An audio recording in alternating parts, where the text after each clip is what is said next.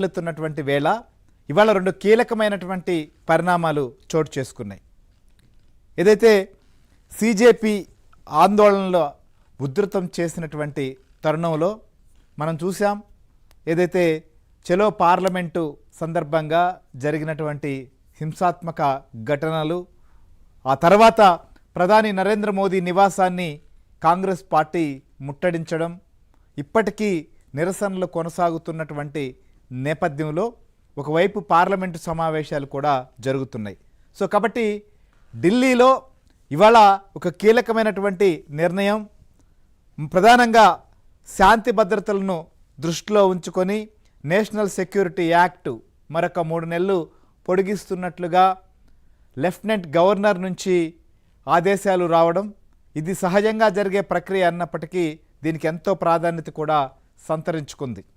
ఇక రెండవ అంశం, తొలిసారిగా నీట్ పైన ప్రధాని నరేంద్ర మోదీ స్పందించారు.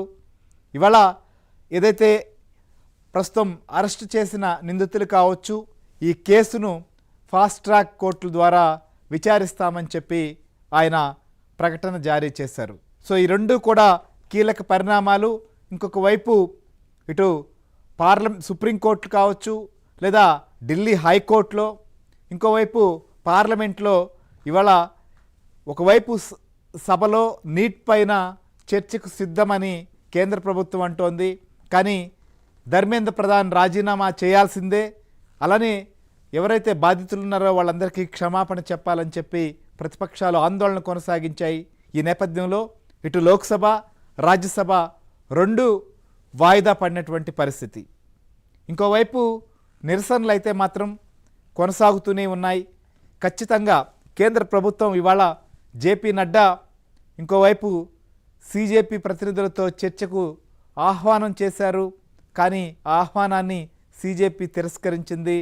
అది చర్చలైనా మరొకటైనా జంతర్ మంతర్ వేదికగా జరగాలని చెప్పి వారు ప్రకటించడం, ఇవన్నీ పరిణామాలతో ప్రస్తుతం అటు కేంద్ర ప్రభుత్వం తీసుకునేటువంటి నిర్ణయాలు కావచ్చు, లేకపోతే విపక్షాలు వ్యవహరిస్తున్నటువంటి రాజకీయ పరమైనటువంటి స్టెప్స్, ఇంకోవైపు కోర్టులో కేసులు, మొత్తానికి అయితే ఇటు మొత్తం నీట్ చుట్టూనే వ్యవహారం అంతా నడుస్తోంది. సో ప్రస్తుతం ఇవాళ జరిగినటువంటి పరిణామాలు, వాటి ప్రభావం ఏంటి, ఏం జరగబోతోంది అనేది మాత్రం చాలా ఆసక్తికరంగా మారుతున్నాయి. ఎందుకంటే ఈసారి పార్లమెంట్ సమావేశాల్లో కొన్ని కీలకమైన బిల్లులు ప్రవేశపెట్టాలి అని ప్రభుత్వం భావిస్తోంది. ఇంకోవైపు నీట్ లీక్సు, సిజేపీ ఆందోళనలు మొత్తం వ్యవహారాన్ని కుదిపేస్తున్నాయి. అసలు పార్లమెంట్ సమావేశాలు ముందుకు సాగుతాయా లేదా అన్నంతగా పరిస్థితి ఏర్పడింది. సో ఇది తాత్కాలికమా, నిరంతరం ఇలాంటి ఆందోళనలే ఉంటాయా అనేటువంటి అంశం ఒకవైపు చర్చకు వస్తుంటే, ఇంకోవైపు ఈ ఆందోళనలపై అటు పోలీసు వ్యవహరించినటువంటి తీరు పట్ల భిన్నమైనటువంటి అభిప్రాయాలు వ్యక్తమవుతున్నాయి. సినీ రంగానికి సంబంధించినటువంటి ప్రముఖులు కూడా కొంతమంది ఇప్పుడిప్పుడే దీనిపైన రియాక్ట్ అవుతున్నటువంటి పరిస్థితి కూడా మనం చూస్తున్నాం. సో ఫాస్ట్ ట్రాక్ కోర్టు ద్వారా మొత్తం తప్పు చేసినటువంటి వారికి శిక్ష పడుతుందా, ఈ నిర్ణయంతో ప్రస్తుతం ఆందోళన చేస్తున్నటువంటి వారు శాంతించేటువంటి అవకాశం ఉందా? ఇంకోవైపు ఎన్ఎస్ఏ ఢిల్లీలో అమల్లోకి వచ్చిన నేపథ్యంలో ఉక్కుపాదంతో ఆందోళనలను అణిచివేసేటువంటి పరిస్థితులు రాబోతున్నాయా, లేకపోతే మరింతగా ఆందోళనలు ఉధృతమయ్యేటువంటి పరిస్థితులకు దారి తీస్తోందా, ఏం జరగబోతోంది అనేది కూడా చాలా ఆసక్తికరంగా మారుతోంది. సో ఇదే అంశంపై